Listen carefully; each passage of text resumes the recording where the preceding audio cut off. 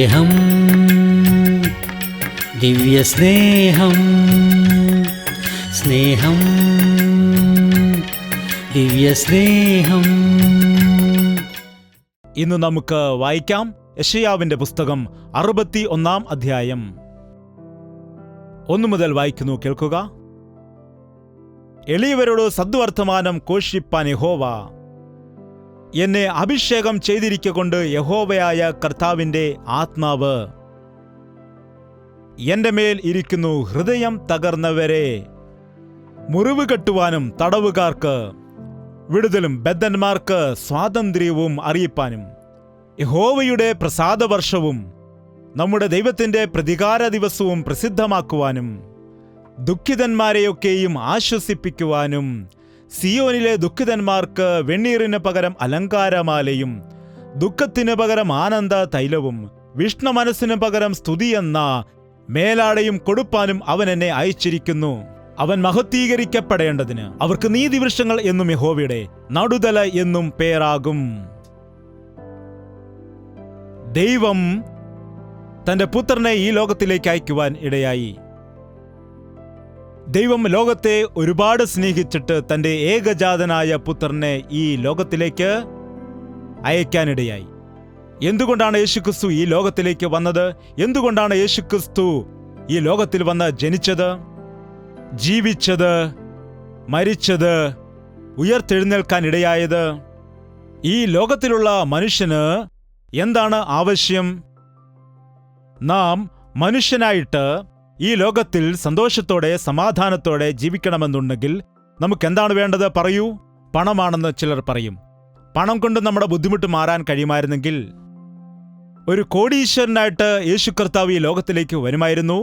എല്ലാവർക്കും കോടിക്കണക്കിന് പണവും കൊടുക്കുമായിരുന്നു. പണം കൊണ്ട് നമുക്ക് രക്ഷപ്പെടാൻ കഴിയുമോ?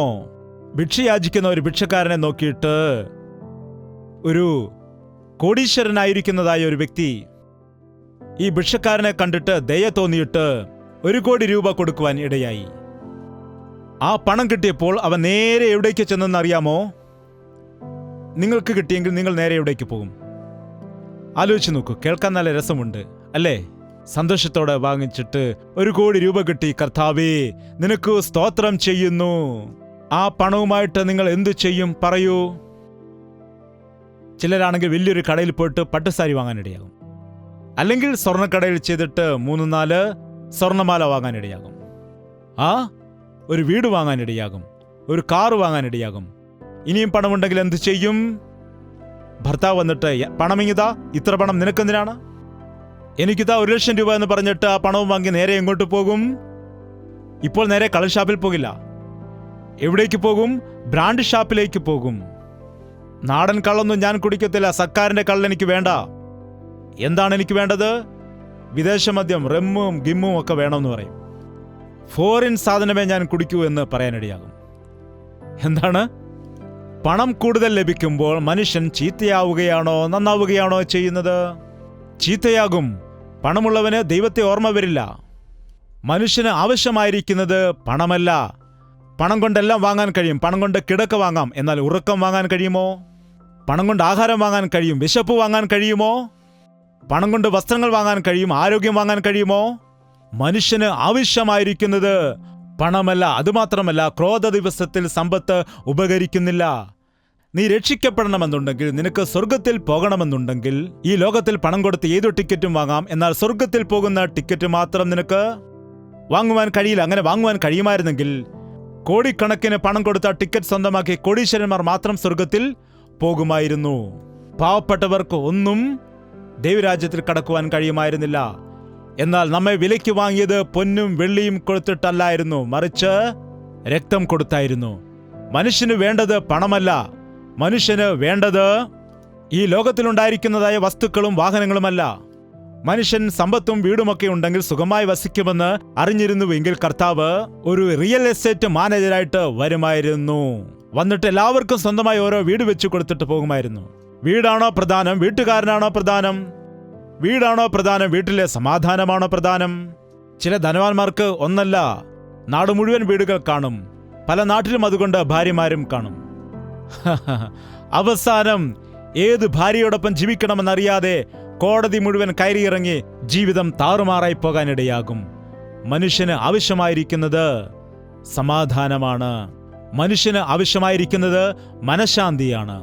മനുഷ്യന് ആവശ്യമായിരിക്കുന്നത് ആരോഗ്യമാണ്. മനുഷ്യന് ആവശ്യമായിരിക്കുന്നത് ജീവിതത്തിന്റെ വില എന്താണെന്ന് മനസ്സിലാക്കുന്നതാണ്. അതുകൊണ്ടാണ് യേശുക്രിസ്തു മനുഷ്യനായിട്ട് വന്നത്. അതുമാത്രമല്ല, മനുഷ്യന് ആവശ്യമായിരിക്കുന്നത് രക്ഷയാണ്. അതുകൊണ്ടാണ് അവൻ രക്ഷകനായിട്ട് വരാനിടയായത്. പാപം മനുഷ്യനെ നശിപ്പിക്കുവാൻ ഇടയാകും.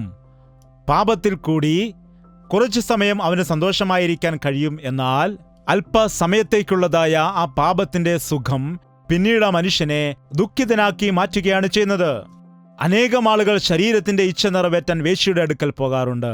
ഞാൻ ഒരിക്കലേ പോയിട്ടുള്ളൂ, ഇടയ്ക്കൊക്കെ ഞാൻ പോകാറുള്ളൂ എന്ന് ചില ആളുകൾ പറയാറുണ്ട്. എന്നാൽ ഒരു ദിവസം മനസ്സിലാക്കാൻ കഴിയും അവൾക്ക് ഭയങ്കരമായിരിക്കുന്നതായ എയ്ഡ്സ് രോഗം ഉണ്ടായിരിക്കുന്നുവെന്ന്. ആ രോഗം ഗുരുതരമായി ബാധിച്ചിട്ട് ശരീരം മുഴുവനും നശിച്ചു പോകുവാൻ തുടങ്ങുന്നു എന്ന് മനസ്സിലാക്കുന്നു. ചില ആളുകളാണെങ്കിൽ മദ്യപിക്കുകയാണെങ്കിൽ നല്ല രസമായിരിക്കും, കുറച്ച് ലഹരി പിടിച്ചിരിക്കാം എന്ന് പറഞ്ഞുകൊണ്ട് സന്തോഷത്തിനു വേണ്ടി ഒരു പെഗ്ഗിലായിരിക്കും ആരംഭിക്കുന്നത്. അവസാനം ആ മദ്യപാനത്തിന് അടിമയായിട്ട് ശരീരത്തിന്റെ ആരോഗ്യമെല്ലാം നഷ്ടപ്പെട്ട് കരളെല്ലാം ദ്രവിച്ചു പോയി, ശ്വാസകോശമൊക്കെ നശിച്ചുപോയി. അവസാനം ഒരു എല്ലിൻ കൂടായിട്ട് മാറിയിട്ട് കുടുംബത്തെ ദുഃഖത്തിലേക്ക് തള്ളിവിടുന്നു. ഈ ലോകത്തിലുള്ള എന്ത് നോക്കിയാലും അതിൽ കൂടെയുള്ള സന്തോഷം അല്പം മാത്രമാണ്. പുതുതായി നാം വീട് പണിയുമ്പോൾ പുതിയ വീട് പണിതു എന്ന് പറഞ്ഞിട്ട് ഒരുപാട് ആഡംബരങ്ങൾ കാണിക്കാനിടയാകും. എന്നാൽ ഒരു 2 വർഷം കഴിയുമ്പോൾ ആ പുതിയ ഭവനം എന്തായി മാറും? പഴയ വീടായിട്ട് മാറും. ഒരു 5 വർഷം കഴിയുമ്പോൾ ആ പുതിയ വീടിന് എന്തു പറ്റും? അതൊരു പഴയ ഭവനമായിട്ട് മാറും. അതിന്റെ പെയിന്റുകളൊക്കെ മങ്ങിത്തുടങ്ങും. അപ്പോൾ ഒരുപാട് പൊടി പിടിക്കും, മാറാല പിടിക്കാനിടയാകും, ഒരുപാട് എലികളൊക്കെ വരാനിടയാകും. അവസാനം ആ വീടിന്റെ ബലം ക്ഷയിച്ച് പഴയതായി പോകും. എന്താണ്? ഈ ലോകത്തിൽ നാം സമ്പാദിച്ച പുതിയതെല്ലാം പഴയതായി പോകും. എന്നാൽ ഈ ലോകത്തിൽ നീ സമ്പാദിക്കുന്ന ഏതു നോക്കിയാലും നീ ഇഷ്ടപ്പെട്ട കാര്യങ്ങളെല്ലാം തന്നെ അവസാനം നിനക്ക് അതിനോട് വെറുപ്പുണ്ടാകാനിടയാകും. ഈ ദിവസം നീ സന്തോഷത്തിന് വേണ്ടി എന്തൊക്കെയോ ചെയ്തു കൂട്ടുന്നു, എന്നാൽ പിന്നീട് നിന്റെ ജീവിതത്തിൽ അത് ദുഃഖത്തിന് കാരണമായി മാറുകയാണ് ചെയ്യുന്നത്. അതുകൊണ്ട് മനുഷ്യന് വേണ്ടത് എന്താണെന്ന് ദൈവം മനസ്സിലാക്കിയതുകൊണ്ട് രക്ഷകനെ ഈ ഭൂമിയിലേക്ക് അയക്കുവാൻ ഇടയായി. പാപത്തിൽ വീഴുക എന്ന കാര്യം നമുക്കെല്ലാവർക്കും എളുപ്പമുള്ളതാണ്. എന്നാൽ നമുക്കറിയില്ല പാപത്തിൽ നിന്നും എങ്ങനെ വെളിയിലേക്ക് വരണമെന്ന്. നിങ്ങളുടെ വീട്ടിൽ എലികളുണ്ടോ? എലികളെ നിങ്ങൾ പിടിക്കാറുണ്ടോ? നേരത്തെ ഞങ്ങളുടെ വീട്ടിൽ ഞങ്ങളുടെ അമ്മ എലിപ്പെട്ടി വെക്കുമായിരുന്നു. എന്നിട്ട് ആ എലിപ്പെട്ടിക്കുള്ളിൽ ഉണക്കമീൻ വെക്കുമ്പോൾ ആ ഉണക്കമീനിന്റെ മണമടിച്ചിട്ട് എലി അത് തിന്നാൻ വേണ്ടി അകത്ത് കയറുമ്പോൾ ടപ്പെന്ന് പറഞ്ഞ് വാതിൽ അടയും. രാത്രി മുഴുവൻ പിന്നെ കിയോം കിയോം കിയോം കിയോം എന്ന് പറഞ്ഞ് അലച്ചിട്ട് ഓടി നടക്കും. രാവിലെ ആവുമ്പോൾ അതിനെ പിടിച്ചിട്ട് എന്തു ചെയ്യും? അതിനെ തല്ലിക്കൊല്ലും. അതുപോലെ ഈ കാലത്തും സാത്താൻ ഇരവയ്ക്കുകയാണ്, കെണിവയ്ക്കുകയാണ്. അങ്ങനെ മനുഷ്യനെ പിടിച്ച് അവന്റെ വലയിലാക്കുകയാണ്. മദ്യം എന്നുള്ളതായ ഇര, വ്യഭിചാരം എന്നുള്ളതായ ഇര, ധനമോഹം എന്നുള്ള ഇര. എന്തോ സമ്പാദിക്കാൻ കഴിയും, എന്തൊക്കെയോ നേടുവാൻ കഴിയും എന്ന് വിചാരിച്ചുകൊണ്ട് അതിൽ തലയിടുവാനും അതിൽ കുടുങ്ങിപ്പോകുവാനിടയാകും. അവസാനം അതിൽ നിന്ന് വെളിയിൽ വരുവാനും കഴിയുകയില്ല. എത്ര ആളുകൾക്ക് കടഭാരമുണ്ട്? കൈ ഉയർത്തു. കടഭാരമുള്ളവർ കൈ ഉയർത്തു. ഞാനത് വീട്ടാം. കടമുള്ളവരുടെ കടം ആരും വീട്ടാൻ ശ്രമിക്കരുത്. അങ്ങനെ ചെയ്താൽ എന്തു പറ്റുമെന്നറിയാമോ? വീണ്ടും കടം വാങ്ങും. നിനക്ക് കടമുണ്ടെങ്കിൽ ആര് വീട്ടണമെന്നറിയാമോ? നീ തന്നെയാണ് വീട്ടേണ്ടത്. നീ തന്നെ ആ കടം വീട്ടേണ്ടതിന് നീ തന്നെ പണം മാറ്റിവെച്ച്, നീ തന്നെ നിന്റെ ചിലവുകൾ കുറച്ചിട്ട്, ഒരു നേരം ആഹാരം കുറച്ചിട്ട്, കൂടുതൽ കഷ്ടപ്പെട്ടുകൊണ്ട്, നിന്റെ അധ്വാന ഫലം കർത്താവിനും കൊടുത്തുകൊണ്ട്, കർത്താവെ എന്റെ കടഭാരം നീക്കുന്നതിന് വേണ്ടി എന്റെ ഈ സമ്പാദ്യത്തെ അനുഗ്രഹിക്കണമേ, എന്റെ അധ്വാന ഫലത്തെ അനുഗ്രഹിക്കണമെന്ന് പ്രാർത്ഥിച്ചാൽ കടമെല്ലാം തീർക്കാനിടയാകും. ദൈവം നിന്നിൽ കൂടി തന്നെ നിന്റെ കടഭാരമെല്ലാം മാറ്റാനിടയാകും. അല്ലാതെ സ്വർഗത്തിൽ നിന്ന് പണം അയച്ചിട്ട് അവൻ തീർക്കുകയില്ല. ആ വിധവ വന്ന് പറയുന്നു, എന്റെ ഭർത്താവ് കടം വരുത്തിയിട്ട് മരിച്ചുപോയി, കടക്കാർ വന്നിട്ട് എന്റെ മക്കളെ പിടിച്ചുകൊണ്ടുപോകാൻ തുടങ്ങുന്നു എന്ന് എലീശ പ്രവാചകനോട് പറഞ്ഞപ്പോൾ അദ്ദേഹം എന്താണ് പറഞ്ഞത്? ആ കടം ഞാൻ വീട്ടിത്തരാമെന്നാണ് പറഞ്ഞത്. നിന്റെ വീട്ടിൽ എന്തുണ്ട്? ഞങ്ങളുടെ വീട്ടിൽ ഒന്നും തന്നെ ഇല്ല. ഉണ്ടായിരുന്ന പാത്രങ്ങൾ പോലും വിറ്റുകളഞ്ഞു. ചെമ്പുപാത്രങ്ങൾ ഒന്നും പോലുമില്ല. പട്ടുസാരി പോലും വിൽക്കുവാനിടയായി. ഈ മദ്യപാനികൾ ചിലർ എത്ര നല്ല വ്യക്തികളാണെന്ന് നിങ്ങൾക്കറിയാമോ? ഭാര്യയുടെ കയ്യിലുള്ള പട്ടുസാരി കൊണ്ടുപോലും അത് വിറ്റിട്ട് അല്ലെങ്കിൽ പണയം വെച്ചിട്ട് മദ്യം കുടിക്കുന്നവരുണ്ട്. ഒരു സ്ത്രീ വന്ന് കരയുകയാണ്, ബ്രദർ, ഒരേ ഒരു പട്ടുസാരി എനിക്കുണ്ടായിരുന്നുള്ളൂ, ഈ സാരി നിനക്കെന്തിനാണെന്ന് പറഞ്ഞിട്ട് എൻ്റെ ഭർത്താവ് അതും കൂടെ കൊണ്ടുപോയിട്ട് വിറ്റിട്ട് ചാരായം കുടിക്കുവാൻ ഇടയായി. വസ്ത്രം പോലും വിറ്റിട്ട് മദ്യപിച്ചിട്ട് വന്നിരിക്കുകയാണ്. 10 പൈസ എൻ്റെ കയ്യിൽ തരില്ല. ഞങ്ങൾക്കൊരു കൊച്ചുകുട്ടിയുണ്ട്, ആ കുഞ്ഞിന് ആഹാരം കൊടുക്കുന്നതിന് വേണ്ടി കുറച്ച് പണം ഞാൻ സ്വരൂപൂട്ടി വെക്കുകയാണെങ്കിൽ, മാറ്റിവെക്കുകയാണെങ്കിൽ ആ പണം പോലും എൻ്റെ കയ്യിൽ നിന്ന് വാങ്ങിയിട്ട് മദ്യപിക്കുവാൻ വേണ്ടി എൻ്റെ ഭർത്താവ് കൊണ്ടുപോകും. ഭർത്താവാണോ നിനക്ക് പ്രധാനം, കുഞ്ഞാണോ പ്രധാനമെന്ന് ചോദിച്ചിട്ട് ആ പണവും വാങ്ങി എൻ്റെ അടുക്കൽ നിന്ന് പോയി. എന്തുകൊണ്ടാണ് ഇങ്ങനെ സംഭവിക്കുന്നത്? ആ മനുഷ്യൻ മദ്യത്തിന് അടിമയായിരിക്കുന്നത് കൊണ്ടാണ്. ഇങ്ങനെ എല്ലാ വ്യക്തികളും ഏതെങ്കിലും ഒരു പാപത്തിന് അടിമയായിട്ടാണ് ജീവിക്കുന്നത്. ഓരോ വീട്ടിലും ഓരോ മദ്യപാനി ഇന്ന് നമുക്ക് കാണുവാൻ കഴിയും. എൻ്റെ വീട്ടിൽ ഒരു മദ്യപാനി ഉണ്ട് എന്ന് പറയുന്നവർ കൈയുയർത്തുക. നിങ്ങളല്ല, നിങ്ങളുടെ വീട്ടിൽ ആരോ ഒരാള് അങ്ങനെയുള്ളവർ ഉണ്ടോ? അയാൾ വീട്ടിൽ വരുമ്പോൾ നിങ്ങൾക്ക് എത്ര സന്തോഷമുണ്ട്? ദൈവം വരുന്നത് പോലെയല്ലേ? എന്താണ്? ഒരു മദ്യപാനി ഒരു വീട്ടിൽ ഉണ്ടെങ്കിൽ ആ വീട്ടിലുള്ള ആളുകൾക്ക് വേദനയാണ്, സമാധാനമാണ്. ഇന്നലെ ഒരു പ്രായമുള്ള മാതാപിതാക്കൾ എൻ്റെ അടുക്കൽ വരുവാൻ ഇടയായി. വന്നിട്ട് പറയുകയാണ്, ദേവദാസ, ഞങ്ങളുടെ മകൻ മദ്യപാനിയാണ്, അവൻ കുടിച്ചു വന്നിട്ട് എന്നെ തല്ലുവാനിടയായി, എൻ്റെ കാല് ഒടിഞ്ഞിരിക്കുന്നു. ആരാണ്? മകൻ അപ്പനെ തല്ലി, കാല് തല്ലി ഒടിച്ചിരിക്കുന്നു. ആ അമ്മയാണെങ്കിൽ നിലവിളിച്ചു പറയുകയാണ്, ദേവദാസ, ഞങ്ങളുടെ മകൻ വന്ന് ഞങ്ങളെ എന്നും ഉപദ്രവിക്കുകയാണ്, വീട്ടിലെ വിലപിടിപ്പുള്ളതെല്ലാം വിറ്റുകളഞ്ഞിരിക്കുന്നു, വൃദ്ധരായ ഞങ്ങളെ പോറ്റേണ്ടതിന് പകരമായിട്ട് ഞങ്ങൾക്ക് ദുഃഖമാണ് അവൻ നൽകുന്നത്. അതുപോലെ ഞങ്ങൾക്കൊരു മകളുമുണ്ട്, ആ മകളിന്റെ ഭർത്താവും മദ്യപാനിയാകുന്നു, ആ മരുമകനും ഞങ്ങളുടെ മകളെ ഒരുപാട് കഷ്ടപ്പെടുത്തുകയാണ്. മകൾക്ക് ആക്സിഡന്റ് ആയിട്ട് കാലൊടിഞ്ഞു പോയ ഞങ്ങളുടെ മകളെ പോലും ഹോസ്പിറ്റലിൽ കൊണ്ടുപോകാതെ അവൻ നടക്കുകയാണ്. അവന് മദ്യപിക്കാൻ പണവും എല്ലാം ഉണ്ട്. അങ്ങനെ ആ പെൺകുട്ടിയെ നോക്കാതെ ഇരുന്നപ്പോൾ അവളെ നോക്കാൻ വേണ്ടിയാണ് ഞങ്ങൾ വന്നിരിക്കുന്നത് എന്ന് പറഞ്ഞ് കരയുന്നു. മാതാപിതാക്കൾ എത്രമാത്രം വേദന അനുഭവിക്കുന്നു എന്ന്. മക്കൾ മദ്യപിക്കുന്നവരാണെങ്കിൽ, മകൻ മദ്യപിക്കുന്നവനാണെങ്കിൽ ആ കുടുംബത്തിൽ എത്രമാത്രം വേദനയാണ് ഉണ്ടാകുന്നത്.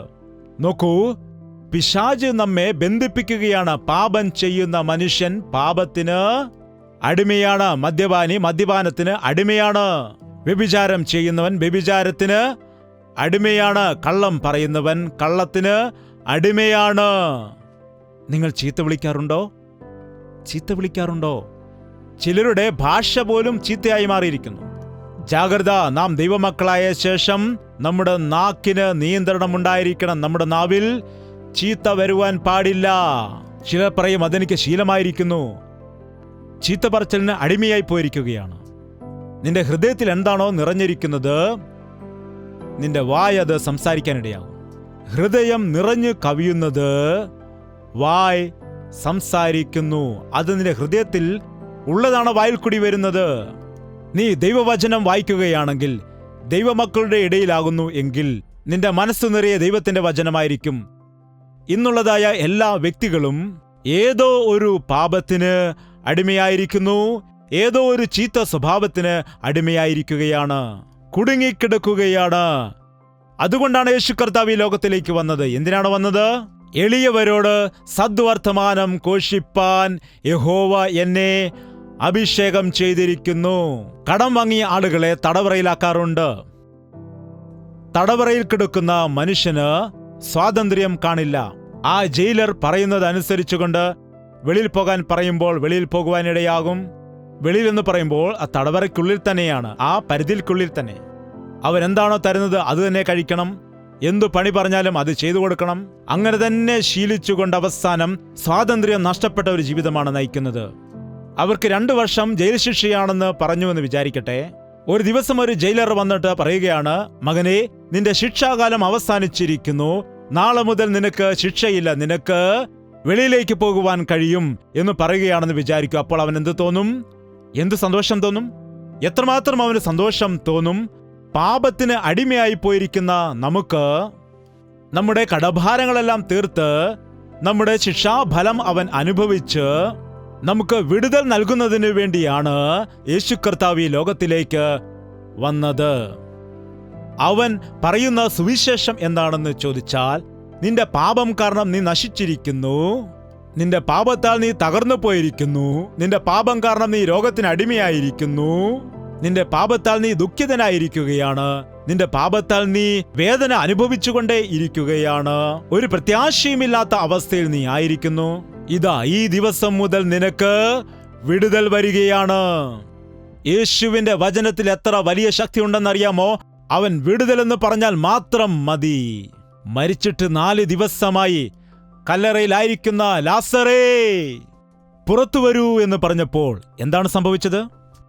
വെളിയിലേക്ക് വന്നു. കല്ലറയിൽ കിടന്നവനെ പുറത്തു കൊണ്ടുവന്നതായ, ശ്മശാനത്തിൽ കിടക്കുന്നവനെ പുറത്തു കൊണ്ടുവരുന്നതിനായി യേശുക്രിസ്തു ഒരു ഗ്രാമത്തിലേക്ക് പോയപ്പോൾ ഒരു വിധവയായ സ്ത്രീ കരഞ്ഞുകൊണ്ട് വരികയാണ്. കാരണം തന്റെ ഏകമകൻ മരിച്ചുപോയിരിക്കുന്നു.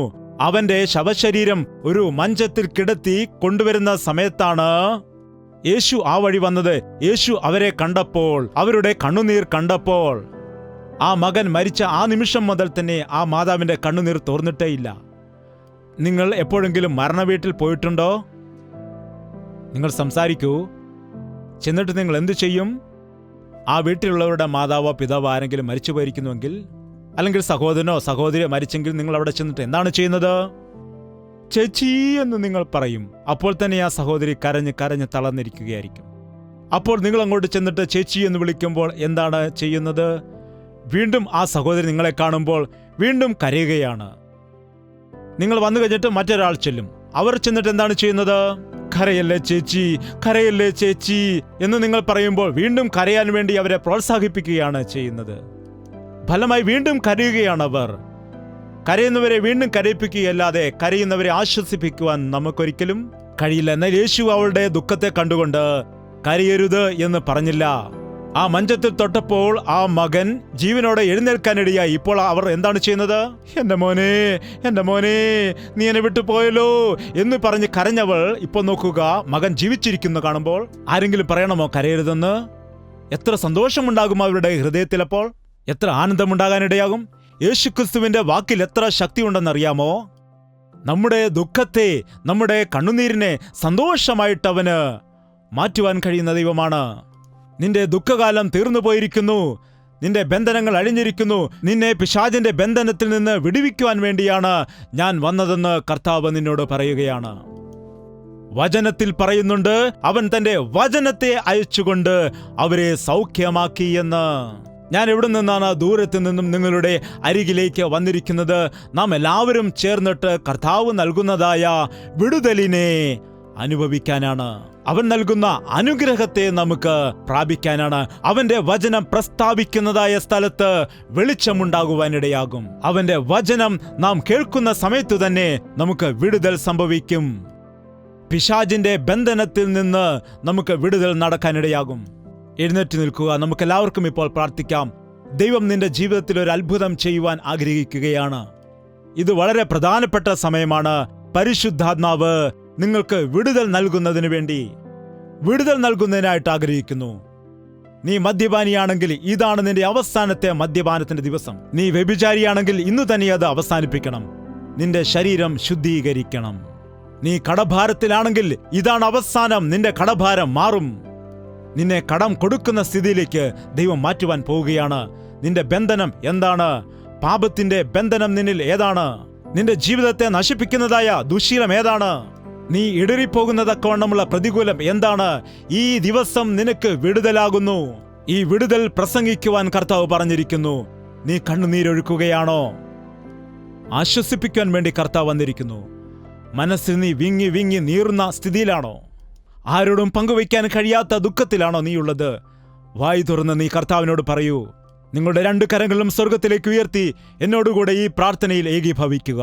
പരിശുദ്ധനായ സ്നേഹമുള്ള പിതാവേ, മറ്റൊരു നല്ല ദിവസം ഞങ്ങൾക്ക് നൽകിയതിനായിട്ട് നന്ദി കരറ്റുന്നു. ബന്ധിക്കപ്പെട്ട ആളുകൾക്ക് വിടുതൽ, തടവറയിൽ കിടക്കുന്ന ആളുകൾക്ക് വിടുതൽ, തകർന്നു കിടക്കുന്നവർക്ക് വിടുതൽ, നിരാശയിൽ കിടക്കുന്നവർക്ക് വിടുതൽ എന്നു നീ പ്രസ്താവിക്കുവാൻ പറഞ്ഞ വചനം പ്രസ്താവിക്കുന്നു. ഈ ദിവസം പിതാവേ, നിന്റെ പരിശുദ്ധാത്മാവിനെ ഞങ്ങളിലേക്ക് നീ ഇറക്കണമേ. രോഗത്താൽ വന്ന ആളുകൾക്ക് സൗഖ്യം കൊടുക്കണമേ. മദ്യപാനത്തിലായിരിക്കുന്നവർക്ക് വിടുതൽ കൊടുക്കുമാറാകണമേ. കുടുംബ പ്രശ്നത്തിലായിരിക്കുന്നവർക്ക് വിടുതൽ കൊടുക്കണമേ പിതാവേ. പിശാചിന് ഞങ്ങളുടെ ഭവനത്തിൽ ഒരു ഇടവും കിട്ടാതെ വണ്ണം നസ്രയനായ യേശു ക്രിസ്തുവിന്റെ നാമത്തിൽ വിടുതൽ ഉണ്ടാകുമാറാകട്ടെ. പിശാചിന്റെ ബന്ധനമെല്ലാം അഴിഞ്ഞു മാറട്ടെ കർത്താവേ. നിന്റെ സാക്ഷികളായി ജീവിക്കണമെന്ന് പറഞ്ഞ ആ തീരുമാനമായി ഇവിടെ നിന്ന് കടന്നു പോകാൻ ഞങ്ങളെ സഹായിക്കണമേ. യേശു ക്രിസ്തുവിന്റെ നാമത്തിൽ അപേക്ഷിക്കുന്നു പിതാവേ. നമ്മുടെ പിതാവായ ദൈവത്തിന്റെ സ്നേഹവും പുത്രനായ യേശു ക്രിസ്തുവിന്റെ കൃപയും ആശ്വസിപ്പിച്ച് വഴി നടത്തുന്ന പരിശുദ്ധാത്മാവിന്റെ കൂട്ടായ്മയും സഹവാസവും നാം ഓരോരുത്തരോടും പ്രാർത്ഥിച്ച സകല വിഷയങ്ങളോടും ഇന്നു മുതൽ എന്നേക്കും ഉണ്ടായിരിക്കുമാറാകട്ടെ. ആമേൻ, ആമേൻ, ആമേൻ. യേശുവേ, യേശുവേ, യേശുവേ, യേശുവേ, യേശുവേ, യേശുവേ, യേശുവേ, യേശുവേ. നിന്നെ നിന്നെ എന്നും ഞാൻ സേവിക്കും, നീ മാത്രം രാജാവെന്നും. നിന്നെ നിന്നെ എന്നും ഞാൻ സേവിക്കും, നീ മാത്രം രാജാവെന്നും. യേശുവേ, യേശുവേ, യേശുവേ, യേശുവേ, യേശുവേ, യേശുവേ, യേശുവേ, യേശുവേ, യേശുവേ, യേശുവേ, യേശുവേ.